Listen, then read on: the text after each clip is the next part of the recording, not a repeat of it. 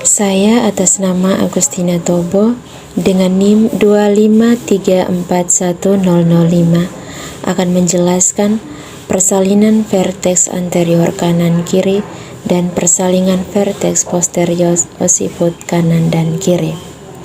Yang pertama, kita akan mengetahui persalinan vertex anterior kanan dan kiri. Mekanisme persalinan presentasi vertex occiput anterior kiri kanan adalah posisi ideal di mana belakang kepala janin menghadap ke depan samping punggung ibu atau disebut symphysis pubis. Prosesnya melibatkan 7 gerakan kardinal, yakni engagement, penurunan atau descent, fleksi, rotasi, interna, ekstensi, rotasi eksterna, dan ekspulsi. Janin umumnya memutar dari posisi kanan kiri ke arah bawah atau disebut juga anterior. Mekanisme persalinan vertex occiput anterior kanan atau right occiput anterior atau disebut ROA. Dalam posisi ini, ubun-ubun bayi sedikit menghadap ke paha kanan ibu. Posisi ini seringkali membuat kepala bayi tidak menunduk atau menempelkan dadanya ke dagu, sehingga bagian kepala bayi yang keluar terlebih dahulu adalah ubun-ubun besar atau UUB. Meskipun posisi ini tidak terlalu menimbulkan masalah saat persalinan, namun seringkali membuat proses persalinan menjadi lebih lama. Mekanisme persalinan flexed occiput anterior kiri atau lift occiput anterior atau juga disebut LOA. Dalam posisi ini, ubun-ubun bayi sedikit menghadap ke paha kiri ibu. Posisi ini merupakan posisi yang optimal karena terdapat ruang bagi janin untuk dapat menempelkan dagunya ke dada, sehingga ubun-ubun kecil atau disebut UUK dapat keluar terlebih dahulu. Posisi ini paling banyak ditemu di persalinan. Mekanisme persalinan vertex positon. Ada beberapa mekanisme persalinan vertex positon yang sudah disebutkan tadi. Ada 7 bagian, yakni engagement, penurunan, descent, fleksi, rotasi dalam, ekstensi, rotasi luar, dan ekspulsi.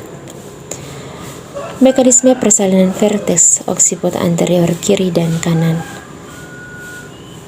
Yang pertama, engagement atau kepala janin masuk ke dalam pintu atas panggul atau disebut PAP, biasanya dengan sutura sagittalis melintang atau miring. Descent atau penurunan, kepala janin turun ke dalam rongga panggul. Ini terjadi terus-menerus selama persalinan. Fleksi, dagung janin menempel ke dada, memperkecil diameter kepala yang melewati panggul atau disebut subocciputobregmatica. Yang berikut rotasi interna atau putaran paksi dalam. Kepala berputar sehingga occiput belakang kepala menghadap ke depan atau anterior ke arah symphysis pubis ibu. Occiput anterior kiri atau LOA merupakan occiput berputar 45 ke kanan ke depan. Dan occiput anterior kanan atau disebut ROA merupakan occiput berputar 45 derajat ke kiri ke depan. Yang berikut ekstensi kepala keluar dari vagina melalui gerakan ekstensi atau kepala menengadah, lahir berturut-turut, occiput, dahi, hidung, mulut, dan dagu. Ini merupakan kelahiran normal yang keluar bersamaan. Yang berikut rotasi eksterna atau putaran paksi luar. Setelah kepala lahir, kepala berputar kembali sejajar dengan bahu yang masuk panggul. Yang berikut ekspulsi, merupakan bahu depan lahir di bawah symphysis, diikuti bahu belakang seluruh tubuh janin keluar. Kesimpulannya bahwa persalinan berlangsung melalui rangkaian gerakan terkoordinasi kepala janin saat melewati panggul ibu, yaitu engagement, penurunan, fleksi, rotasi internal ke arah anterior, ekstensi saat lahirnya kepala, dan diikuti restitusi dan rotasi eksternal. Baik pada occiput anterior kanan atau ROA maupun kiri atau LOA, prinsipnya juga sama. Oksiput berputar menuju ke depan atau simfisi pubis sehingga memungkinkan kepala lahir dengan diameter terkecil dan proses persalinan menjadi lebih mudah dan fisiologis. Intinya bahwa posisi oksiput anterior adalah posisi paling menguntungkan untuk persalinan normal karena memfasilitasi putaran dan keluarnya kepala secara optimal. Yang berikut tentang persalinan verteks posterior kanan kiri. Occiput posterior. Occiput posterior atau OP adalah kondisi di mana punggung bayi berada di punggung ibu dan memasuki pelvis dengan kedap ke depan atau kepala bawah dari bayi yang menghadap sisi perut ibu. Posisi ini seringkali disebut dengan bayi telentang.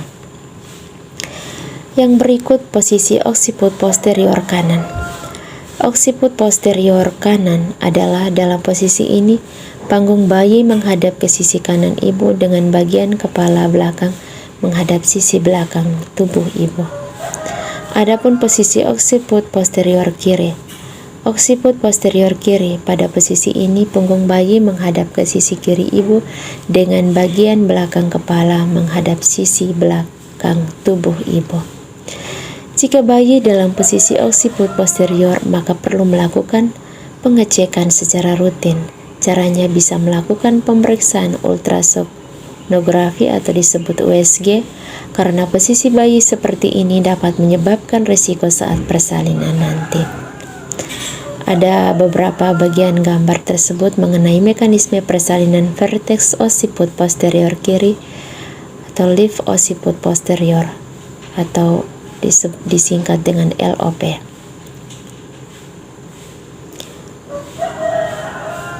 Penyebab posisi occiput posterior ialah yang pertama, bentuk panggul perempuan yang memiliki bentuk panggul menyerupai hati dan rongga panggul yang sempit. Yang kedua, keadaan kiposis tubuh ibu atau lengkungan tulang belakang yang berlebihan sehingga bayi dalam posisi occiput posterior. Yang ketiga, kehamilan ganda atau janin yang kembar juga mungkin dapat menjadi alasan terjadinya posisi occiput posterior. Yang keempat, posisi faktor risiko yang mungkin dapat meningkatkan peluang terjadinya posisi occiput posterior, misalnya usia ibu lebih dari 35 tahun, obesitas, usia kehamilan lebih dari 41 minggu, dan pernah melahirkan dengan posisi occiput posterior yang sama sebelumnya. Ini ada 4 bagian penyebab posisi occiput posterior. Yang berikut resiko posisi occiput posterior. Kemungkinan terjadinya pendarahan postpartum dan infeksi karena penggunaan vakum atau forceps selama persalinan. Ibu hamil juga bisa kehilangan darah dari lebih dari 500 ml karena penggunaannya vakum atau forceps dapat menyebabkan robekan perineum. Seringnya juga induksi dalam memulai persalinan juga mungkin mengalami kegagalan sehingga bisa menyebabkan infeksi intraamniotik. Ini juga ada resiko-resiko tersebut.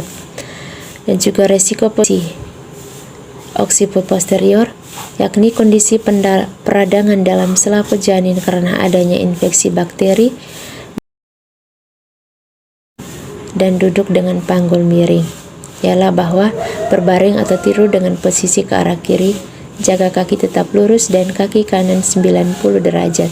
Pertahankan posisi ini dengan bantuan bantal hamil sehingga ibu tetap nyaman. Dan yang berikut, olahraga ringan dilakukan agar bayi tidak dalam posisi occiput posterior. Lakukan latihan yang melibatkan goyang panggul, berjalan atau berenang. Goyang panggul dilakukan selama 2-5 kali sehari dengan gerakan memutar, berlutut dan mencondongkan tubuh ke bagian depan sebanyak yang bisa dilakukan oleh ibu hamil dengan nyaman. Sekian penjelasan dari saya mengenai persalinan verteks anterior kanan kiri dan juga persalinan verteks posterior kanan dan kiri.